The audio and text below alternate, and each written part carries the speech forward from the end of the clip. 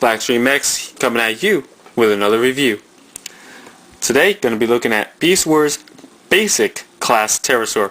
Now, in my mind, he's like the Starscream of the Beast Wars era.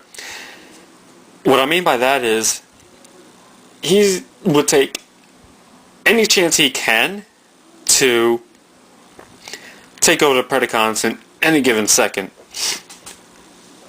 And we actually see a good example of this during the episode Power Surge, where there was a floating mountain that had a great supply of energon on there. So he basically transformed into robot mode just to see if the energon was safe, and he actually got infused with a huge unlimited supply of power. We saw Terrorsaur fly at speeds that we never even imagined that he could, and we saw powers come out of him that we never even imagined. Like, his firepower alone went from a 2 to a 20. That's the amount of strength that he got when he got absorbed with that energon. So, when I refer to him as being the Starscream of the Beast Wars era, with that power, he had only one thing in his mind and one thing only: to take over the Predacons, which he pretty much did for one episode. So once he got that power, he went and he totally scrapped Megatron. Yeah, Megatron basically became a pile of rubble from the amount of firepower that Terrorsaur had. But that's just a brief little bio on the guy, if you will. Getting onto the figure itself, take a look. He does have a lot of the reds, and he actually does have green going through him, which I like for at least his pterodactyl form. So flipping him on over, he has a lot of the black, which I don't like because that black is basically made for robot mode, along with the purples that flow through here. You can actually see his hands, his robot hands right over here. You really can't see anything else as far as robot mode except for his legs that are right over here. So I mean, he has some kibble, but you really can't avoid the kibble. Unfortunately, you can't. But getting onto the transformation, I would say on a scale of 1 to 10, 1 being difficult, 10 being easy, this transformation is probably about a 15. So, turning him upside down there, you're going to take the head, pull the head out. You see the head is like on the black thing right there. So, you're going to take the head, pull the head out, and there you go. Turn him upside down, and he basically is transformed into robot mode. Couple last minute touches you're going to want to do is you're going to take the feet, fold them on out, take the other foot, fold that out, take the feet of the pterodactyl, fold them in, take the other one, fold it in, and then just start situating everything as you want. Now, he does come with not a missile. Well, I wish he came with a missile because that would be awesome. But he comes with a weapon. Now, where's the weapon that you are probably wondering? Well, he's got nothing on the wing, Well, I guess it means push the head forward, and you see that little thing right there. That's basically the weapon. So, oh, that was easy. Just came right out. So, going to take the head, just push it right back. Just going to take the weapon, put it over to the side. And then, basically, this is him in robot mode. Now, I do like it, but I don't like it at the same time. The reason why I like it is, he looks pretty cool, but the only reason why I don't like it is the fact that the wings, these guys, yeah, they're not doing it for me. I kind of wish that there was a way that these guys could just fold back or just do some kind of other folding that could make the robot mode a heck of a lot better, because this robot mode really isn't impressing me. Because if you remember from the Beast Wars series, he had on his arms right over here, he had pieces of the wing, and it's just not doing it for me. I mean, I do like the figure as itself. I mean, this was, I want to say, probably one of my first figures that I ever had as a kid. So, I mean, this figure really, it's kind of iconic for me, if you will, but as far as looking at it now in a collector standpoint, it really doesn't do much for me.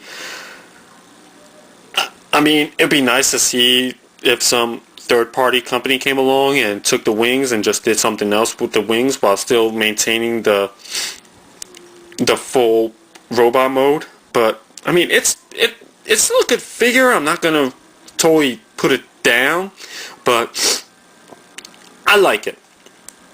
So I mean, it's not bad. Minus the wings, as you can see.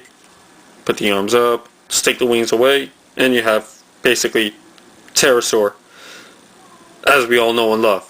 So, like I said, it really isn't all that bad of a figure. Just wish that the wings were a little bit different, but that's just me nitpicking. But I'm going to take the weapon right over here, and it comes folded. That's the only way that you can store it, right behind his head, right over there. So, just going to take the weapon, and going to, let me just put him down here for a sec. Take the weapon and unfold it, and that's his blaster right there. Just gonna take that, put that in his arm, in his hand, and we have Terrorsaur fully in combat ready robot mode. The only other drawback with this figure that I will say right now is he is back heavy. It is kind of hard to get a good pose out of him because of the sheer weight on his back, but once you get a good pose, I mean, you could get a good pose. So, yeah, there we go. Almost. Might need to push these shins back a little bit. And he is almost standing.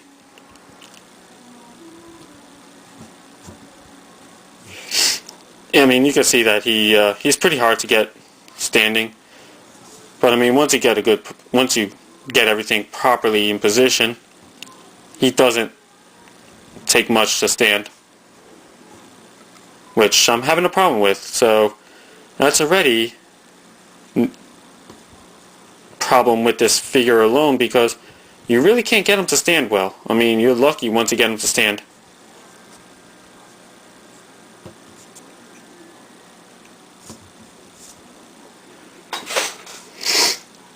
So here we have him standing.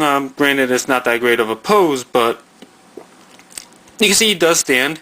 As far as articulation goes, he's got shoulder articulation. Everything's basically on ball joints that I can see. His head goes to the left, to the right.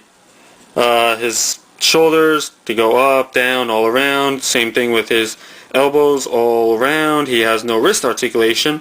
His legs, they go all around. I mean, everything as I can see is basically on a ball joint. So it's pretty nice to have everything on ball joints. I like it. Ball joints make every pose possible. As far as recommending this figure, I do recommend it if you're a completist. But if you're on a budget, I probably wouldn't recommend this figure all that much, just because of the sheer fact that it's kind of hard to get him to pose correctly, and as far as the overall transformation in robot mode. But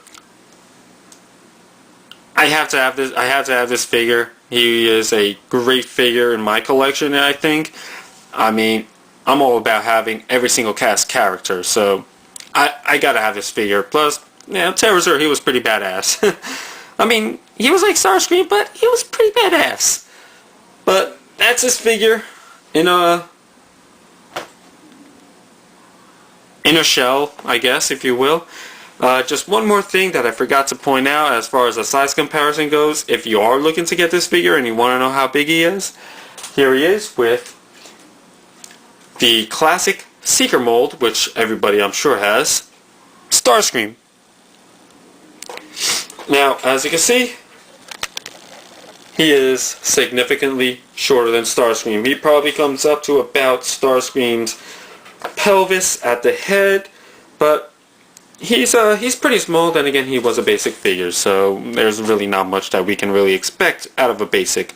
So that's Terrorsaur in a nutshell, coming from me, Blackstream X. So if you like what you saw, feel free, rate a thumbs up, subscribe, and I'll be coming at you with more reviews. Stay tuned till next time, guys.